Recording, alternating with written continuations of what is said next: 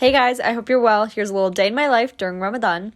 I forgot to record Sahur today, but when I started recording, it was around 10 a.m. and I needed to take a quick shower right before the day began. And then I sat down to pray Zohar. This usually happens at around 12 for where I live. So I prayed Zohar and then I sat down with my little handheld tasbih counter and I did some names of Allah on the tasbih counter. You can search these up and you can find all their meanings with their benefits and then you can recite them. This is what I do and it's worked really well for me, alhamdulillah. And then I went downstairs and I decided to do some laundry. I was also doing laundry in my last vlog, so all I do is cook, do laundry, do some uni work, and do some skincare and stuff like that. But yeah, so then I came back upstairs and I wanted to put some potatoes to boil right from the get-go because I wanted to cook something for iftar and I needed boiled potatoes for it. So I boiled them and I chopped them up so they boiled quicker, and then I sat down to do some uni work. Unfortunately, I have to do uni work whether it's Ramadan or not. So I sat down and I started working on this essay. It's a really big essay that's due in about a month, but I'm so nervous about it and I just wanted to do a really good job on this. So I sat down and I started highlighting key parts of the question, and then I started taking notes about what I would write my essay on and what ideas and topics I needed to cover in this essay. You guys need to pray for me for this one because it's a really big essay and I really want to do well on it. So inshallah, it'll go well. And then right after this, it was time to pray Asr. So I went upstairs, I prayed Asr, and once I was done that, I sat down again with my tasbih counter and I did more zikr. So again, I just use the online 99 names of Allah. I just search them up and I read them with their meanings and I just read their benefits as well. This is a little book. It's called The Most Beautiful Names of Allah. I got this as a present from a friend who lives in Dubai. So unfortunately, I don't really know where this is from.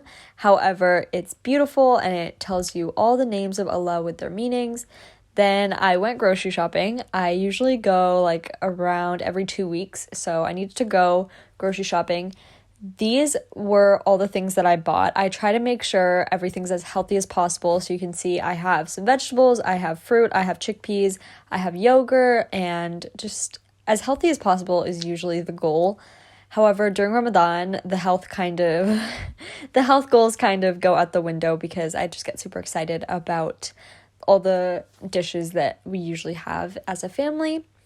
I am away from my family this Ramadan and this Eid, so I've been trying to cook all the dishes that we used to have together, and this is one of them. So you boil potatoes, you add coriander, you add onions, you add red chili powder, chili flakes, salt, black pepper, and ground cumin with some lemon juice, and you mix it into like this mashed kind of mixture, like a paste almost, and then you take a scoop of that, I would say 2 tablespoons, and you flatten it in your hand into like a disc, and then you add cheese. You don't have to add cheese, but when I was younger, we used to make these all the time and they had cheese, and I just missed my family so much, so I wanted to do something that reminded me of them. So I added cheese in the middle and then I rolled them back up to make balls, and then you can freeze these, so I made enough for me to have for iftar this day, but then I also put the rest in the freezer, so it's honestly a really good recipe if you need it.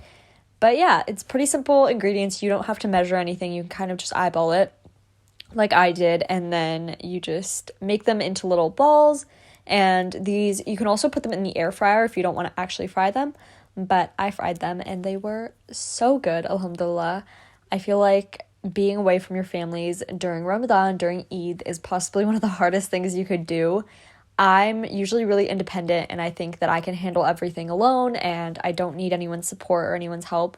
However, ever since coming here and having to do Ramadan alone, I've just realized how much I actually miss my family and how much I need them, and just having them there is so amazing. So yeah, I then put these into like an egg mixture. So it's just one egg that I whipped up, and then I coated it in egg once, and then this is breadcrumbs that I made myself. If you have some stale bread lying around, you can just put it in a food processor and you can make your own breadcrumbs, which is honestly way cheaper than getting them from the store. But I did these to all the balls, and then I put them into oil to shallow fry them. And this is what my iftar spread looked like. Alhamdulillah, everything was so good.